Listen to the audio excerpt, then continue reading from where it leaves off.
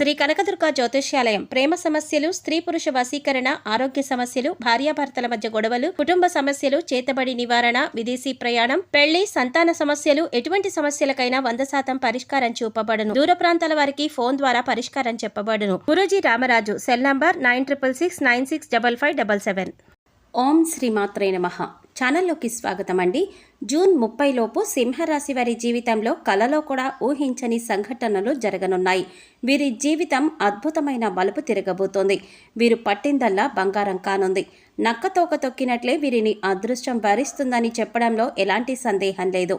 ఈ రాశివారి జీవితంలో మునుపెన్నడూ జరగని సన్నివేశాలు ఈ సమయంలో జరగబోతున్నాయి. అయితే ఈ రాశివారి జీవితంలో జరగబోయే ఆ మార్పులేమిటి? ఈ సమయంలో మరిన్ని సత్ఫలితాలు పొందడం కోసం మీరు చేయవలసిన దేవతారాధనతో పాటుగా పాటించవలసిన పరిహారాలేంటి అనే అంశాలని ఈ వీడియోలో వివరంగా తెలుసుకుందాం. కానీ అంతకంటే ముందుగా మీరు కనుక మన ఛానల్ ఇప్పటి వరకు సబ్స్క్రైబ్ చేసుకోకపోతే సబ్స్క్రైబ్ చేసుకొని పక్కనే వచ్చిన బెల్ ఐకాన్ నొక్కి ఆల్ సెలెక్ట్ చేసుకుంటే మేము ఇలాంటి వీడియోస్ అప్లోడ్ చేయగానే ముందుగా మీ మొబైల్కి నోటిఫికేషన్ వస్తుంది.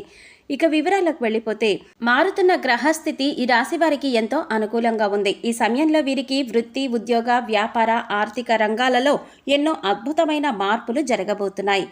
ఆర్థిక పరంగా ఈ సమయంలో వీరికి అత్యంత అనుకూలంగా ఉందనే విషయం చెప్పుకోవాలి. ఎందుకంటే గతంలో వీరు ఏదైనా రంగంలో పెట్టుబడి పెట్టి దాని ఫలితం కోసం ఎదురు చూస్తున్నట్లయితే అది మీకు ఈ సమయంలో ఆశించిన దానికంటే కూడా ఎక్కువగా లభిస్తుంది. ఎవరికైనా అప్పు ఇచ్చినట్లయితే అది వడ్డీతో సహా ఈ సమయంలో వసూలవుతుంది. అంతేకాకుండా ఈ సమయంలో మీరు ఏ రంగంలో పెట్టుబడి పెట్టాలనుకుంటున్నా ఇది మీకు అత్యంత అనుకూలమైన సమయం కాబట్టి మీ పెట్టుబడి రెట్టింపయ్యే అవకాశం ఉంది.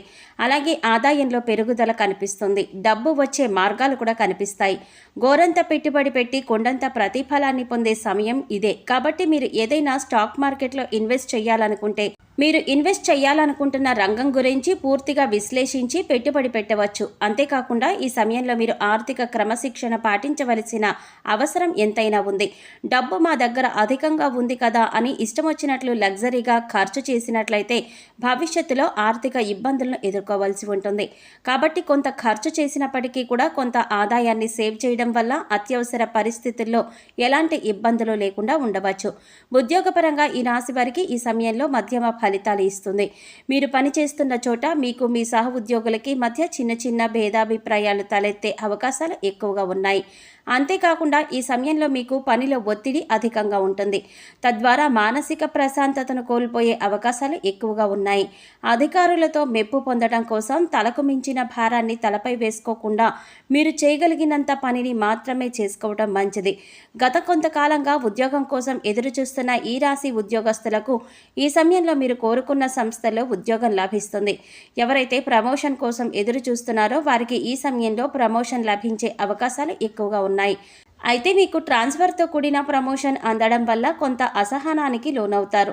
ఏది ఏమైనప్పటికీ ఉద్యోగపరంగా ఈ సమయంలో ఈ రాశి వారికి అనుకూలంగానే ఉందని చెప్పుకోవాలి. వ్యాపారపరంగా ఈ సమయంలో ఈ రాశి వారికి మిశ్రమ ఫలితాలను ఇస్తుంది. నూతనంగా వ్యాపారం చేసేవారికి, చేస్తున్న వ్యాపారాన్ని కొత్త బ్రాంచులు పెట్టి వృద్ధి చేయాలి అనుకునే వారికి ఈ సమయంలో అనుకూలంగా ఉంది. అయితే మీరు మీ వ్యాపార విధానంలో దూకుడు ప్రదర్శించడం అంత మంచిది కాదు. ఏవైనా కొత్త పెట్టుబడులు పెట్టేటప్పుడు, కొత్త స్టాక్ను మార్కెట్లో రిలీజ్ చేయాలనుకునేటప్పుడు 1-2 సార్లు ఆలోచించి కొంత మొత్తంలో చేయడం మంచిది. వ్యాపారాన్ని చిన్నగా ప్రారంభించి అభివృద్ధి చేయడం ద్వారా వ్యాపారం సాగే కొద్దీ లాభాలను బేరీజు వేసుకొని వృద్ధి చేయడానికి అవకాశం లభిస్తుంది.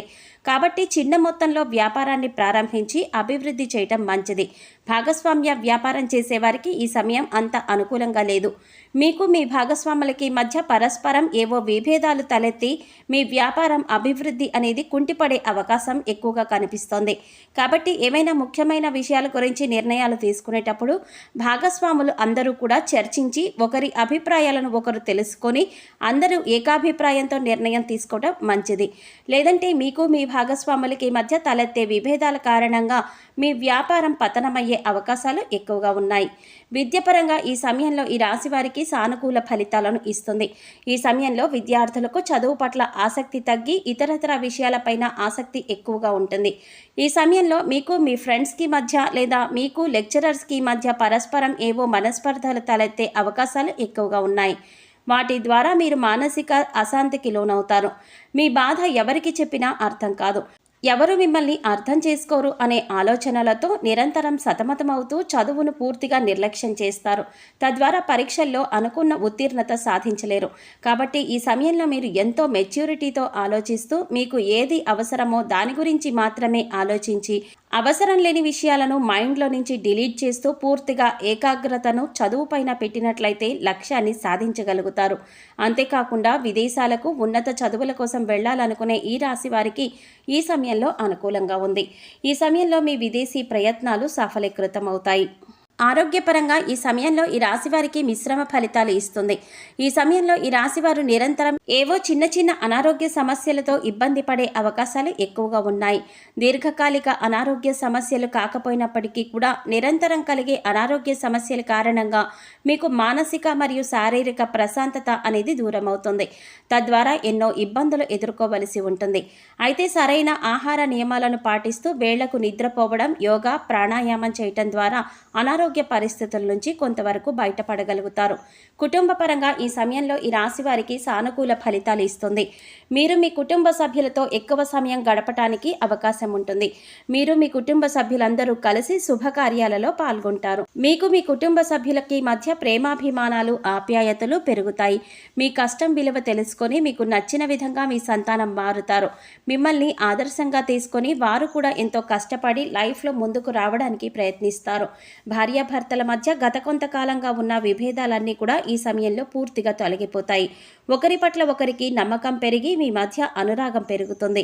వివాహం కోసం ఎదురు చూస్తున్న ఈ రాశి వారికి ఈ సమయంలో వివాహం జరిగే అవకాశాలు ఎక్కువగా ఉన్నాయి. ఈ సమయంలో మరిన్ని శుభ ఫలితాలు పొందటం కోసం ఈ రాశివారు చేయవలసిన దేవతారాధన చూసుకున్నట్లయితే నిత్యం శివనామ స్మరణ మేలు చేస్తుంది.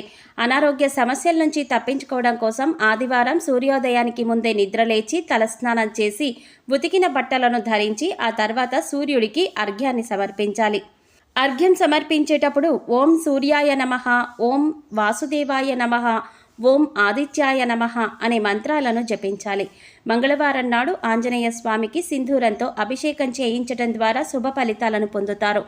మీకు వీలైనప్పుడు దత్తాత్రేయ క్షేత్రాన్ని సందర్శించండి. శనివారం వెంకటేశ్వర స్వామి ఆలయంలో తులసిమాలను సమర్పించండి. ఇలా చేయటం ద్వారా మీ కోరిన కోరికలు నెరవేరుతాయి. ఈ సమయంలో మరిన్ని శుభ ఫలితాలు పొందటం కోసం ఈ రాశివారు చేయవలసిన పరిహారాలు చూసుకున్నట్లయితే సోమవారం శివాలయంలో నవగ్రహాలకు 21 ప్రదక్షిణలు చేయటం ద్వారా నవగ్రహ దోషాలు తొలగిపోతాయి. సుఖ సంతోషాలు సిద్ధిస్తాయి. మంగళవారం నాడు రావి చెట్టుకు 108 ప్రదక్షిణలు చేయటం ద్వారా శుభ ఫలితాలను పొందుతారు. శుక్రవారం దుర్గామాత ఆలయంలో నిమ్మకాయ దీపం వెలిగించండి. అంతేకాకుండా శుక్రవారం నాడు మీ ఇంటి సింహద్వారానికి 2 పక్కల ఆవు నేతితో దీపం వెలిగించడం ద్వారా లక్ష్మీదేవి ఆశీస్సులు లభిస్తాయి.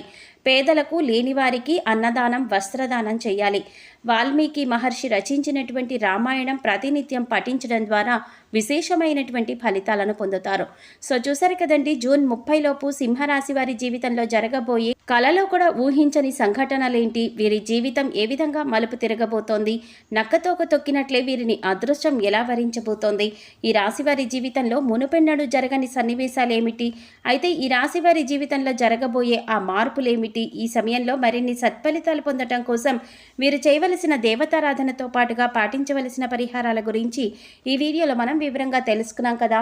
ఈ వీడియో మీకు నచ్చినట్లయితే లైక్ చేసి మీ ఫ్రెండ్స్ అండ్ ఫ్యామిలీ మెంబర్స్లో సింహరాశి వారు ఎవరైనా ఉంటే వారితో మర్చిపోకుండా ఈ వీడియోని షేర్ చేసుకోండి.